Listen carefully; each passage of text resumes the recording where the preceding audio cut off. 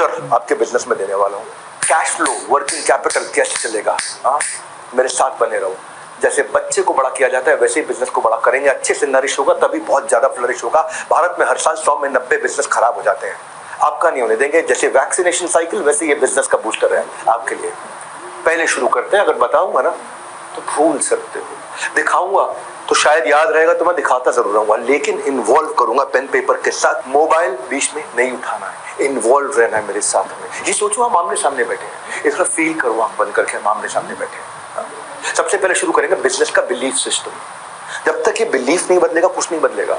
ये है बिजनेस का बिलीफ सिस्टम। ये मेरा पहला अध्याय, 24 चैप्टर दूंगा अगले 2 घंटे के अंदर। बिजनेस का बिलीफ सिस्टम का मतलब है आज तक जो मेरे साथ हुआ है वो मैं नहीं हूं, मेरे साथ आज तक जो हुआ है वो मैं नहीं हूं, उसको कट करके मैं नया जीवन शुरू करने जा रहा हूं। पुराने सारे धागे, पुरानी सारी रील काट करके मैं नया बिजनेस शुरू करने जा रहा हूं। मैं आज एक नई तैयारी के साथ खड़ा होना चाहता हूं और उसी तैयारी के साथ यहां बैठना है। Break the mindset that you are your past. इसके लिए 3 चीजें चाहिए। एक, आजू बाजू पावरफुल एसोसिएशन लर्निंग का, या वो रीडिंग से हो सकता है, या किसी मेंटर से हो सकता है, या वो किसी वीडियो को देख के हो सकता है, कोई कोर्स अटेंड करके हो सकता है, किसी वर्कशॉप में हो सकता है, हमारी लीडरशिप फनल में हो सकता है। एसोसिएशन किसका है, आपके साथ में मेंटर कौन है, आप किसको देखते हो, रेफरेंस पॉइंट कौन है, आपका भगवान कौन है इस बिजनेस में, किसको आप मानते हो आप, वो है एसोसिएशन। दूसरा है एसोसिएशन के साथ जोड़ना है इंटरप्रिटेशन, यानी कि दिल और दिमाग। तो पहला, दूसरा और तीसरा न्यू एक्शन, बहुत तेज एक्शन। न्यू एक्शन मतलब improved action, better actions, better strategies, improvement cycle, changes लेकर के आना, उसी से आएंगे नए पॉसिबल रिजल्ट्स। वो है बिजनेस का बिलीफ सिस्टम। तो पहला पकड़ते हैं एसोसिएशन, रेफरेंस पॉइंट। जाने अनजाने में हम बहुत लोगों को अपना रेफरेंस पॉइंट बनाए बैठे हैं, जाने अनजाने में बन चुके हैं।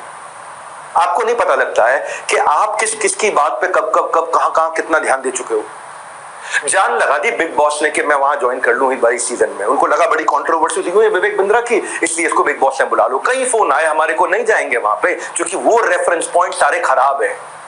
वहां पे टीआरपी बढ़ती है गंदगी से। आपकी टीआरपी अच्छी चीजों से कहीं नहीं बढ़ रही है आज की डेट में, इसलिए अच्छी चीजें ढूंढनी पड़ती हैं, गंदी अपने आप दिखती हैं। एसोसिएशन क्या किसका ले रहे हो आप? फिर से बोल रहा हूं, साफ होने के लिए नहाना पड़ता है, गंदे रहने के लिए कुछ नहीं करना है आपको। गंदे तो अपने आप हो जाओगे, पड़े रहो गंदे हो जाओगे, लेकिन अगर साफ होना है तो फिर नहाना पड़ेगा। एसोसिएशन किसका ले रहे हो? ढूंढना पड़ेगा। अंगुली माल किस तरह सौभाग्य नहीं है आपका कि 99 मर्डर के बाद भी भगवान बुद्ध के दर्शन हो गए अंगुली माल को। शायद भगवान बुद्ध की लीला थी ये दिखाने के लिए कि सबसे बुरे से बुरा व्यक्ति भी अच्छे एसोसिएशन में साधु संत बन सकता है, प्रगति कर सकता है। सबसे बड़ा फेलियर भी बिजनेस में अच्छे एसोसिएशन में आगे निकल सकता है। 99 बार फेल होने के बाद भी आगे आ सकता है। जब 9,999 अटेम्प्ट के बाद बल्ब बनाया तो वो होता है इमेजिनेशन। वो अगला पॉइंट है। मुद्दा ये है कि आपको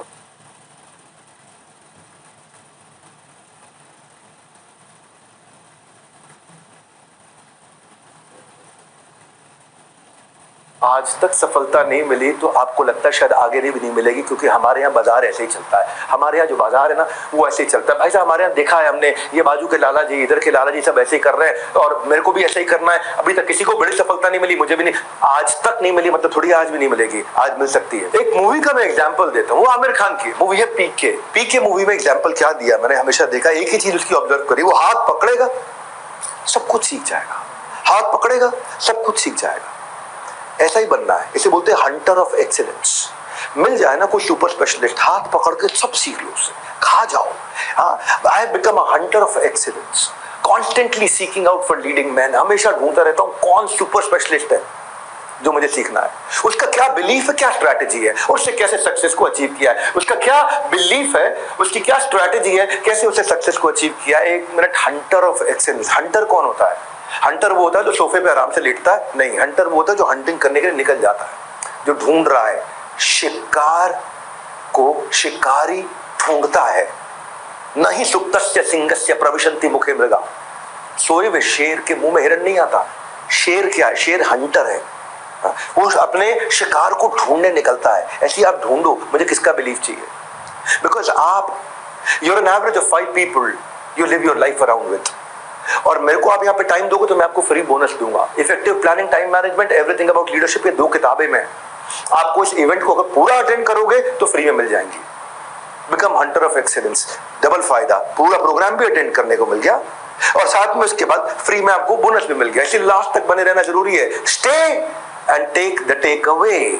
2 किताबें मिलेंगी, effective planning and time management और लीडरशिप। और दूसरी चीज, अगर आपको एसोसिएशन नहीं मिल रहा है किसी भी कारण से, अच्छा इंटरप्रिटेशन आपके हाथ में है। एसोसिएशन नहीं था कि बल्ब बना हुआ है, इसका कोई एसोसिएशन नहीं था कि बल्ब बन सकता है। पहली बार जब बल्ब बनाया गया था, लेकिन इंटरप्रिटेशन, इमेजिनेशन था। 9,999 फेलियर के बाद भी new action, new action, new action, imagination, new action, imagination, new action. नहीं था कोई एसोसिएशन, नहीं था कोई रेफरेंस पॉइंट। तो इंटरप्रिटेशन बहुत इंपॉर्टेंट चीज है। What to do when you don't have any powerful association around? क्या किया जाए उस समय? उस समय आप क्या करोगे जब कोई powerful association नहीं है? Nothing in life has any meaning. You give it a meaning. ये लाइफ का मेरे को गोल्डन स्टेटमेंट किसी ने बचपन में बताया था। आपके आसपास कुछ भी हो रहा होगा, वो आपके जीवन पे कैसे प्रभाव डालेगा ये आपकी इमेजिनेशन पे निर्भर करता है कि आपका दर्द कितना बड़ा है, आपकी समस्या कितनी बड़ी है, ये आपकी इमेजिनेशन पे निर्भर करता है। अभी मेरे साथ में कई बहुत सारे फॉल्स केसेस हुए, हमने जाके कोर्ट से बड़ा तो कोई नहीं है, एविडेंसेस प्रोड्यूस किए, जीतते गए, एविडेंसेस प्रोड्यूस किए, जीतते गए, एविडेंसेस प्रोड्यूस किए, जीतते गए, प्रोपेगेंडा करने वाले सारे मारे गए, चले गए। अब किसी को कोर्ट का एक नोटिस आता है, उसके लिए लगता है अरे मेरी प्रॉब्लम बहुत बड़ी हो गई, हाय हाय हाय हाय। हमारे को इतने सारे आए, सैकड़ों हजारों आए, हमें क्या लगा ना ये तो कोई प्रॉब्लम ही नहीं है, क्योंकि मैंने इमेजिनेशन में उसको प्रॉब्लम नहीं समझा, उसको अपॉर्चुनिटी समझा अपने आप को और मजबूत करने का। वो मेरा मीनिंग था, वो मैंने उसको एक मीनिंग दिया। वो मीनिंग इंपॉर्टेंट है लाइफ में और कुछ इंपॉर्टेंट नहीं है। कैसे आप किसी भी परिस्थिति में दम नहीं है, उस परिस्थिति का क्या अर्थ अपने मन में आप क्रिएट कर बैठते हो, उसकी क्या पिक्चर बना देते हो, उसको कैसे विजुअली सोचते हो, वो है रियल मीनिंग। वहां से आपका बिलीफ बदलता है। एक बच्चे के पिता का देहांत हो गया, अच्छा हुआ कि बुरा हुआ? ये एक इंसिडेंट है, ना ये अच्छा हुआ ना बुरा हुआ। बच्चे के पिता का देहांत हो गया, एक ने बोला मैं बर्बाद हो गया, खत्म हो गया, तबाह हो गया, दूसरा बोला मैं और जिम्मेदार हो गया, अब पूरे परिवार की जिम्मेदारी संभालूंगा, अपनी माँ का और ध्यान रखूंगा और करियर में तो ऐसा करके दिखाऊंगा कि मेरे पिता ऊपर से बैठ कर देख के भी मुझे शाबाशी देंगे। ये क्या हुआ? उसने अलग मीनिंग दिया, इसने अलग मीनिंग दिया। इसका मीनिंग उस इंसिडेंट को लेकर के बर्बादी का था, इसका मीनिंग उस इंसिडेंट को लेकर जिम्मेदारी का था, पॉसिबिलिटी का था, उसका डिफिकल्टी का था। तो ये है बिजनेस का बिलीफ। जब तक बिजनेस का बिलीफ ठीक नहीं होगा, मालूम है कौन है शरीफ चाचा? बेटे के देहांत के बाद ये रोए नहीं खाली, क्योंकि बेटे का अंतिम संस्कार नहीं हो सका। इनका मुसलमान धर्म के हिसाब से होना था, नहीं हो पाया। इन्होंने क्या किया, खाली मुसलमान नहीं, खाली हिंदू नहीं, खाली ईसाई नहीं, खाली सिख नहीं, जो भी लावारिश लाश मिलेगी, चाहे कोविड है नहीं है, कुछ भी परिस्थिति है, पैसा है नहीं है, इन्होंने 25,000 लाशों का अंतिम संस्कार किया। पद्मश्री अवार्ड मिला इनको। ये क्या मीनिंग दे दिया इन्होंने? बेटे के देहांत से क्या मीनिंग निकाला? बेटे के देहांत से क्या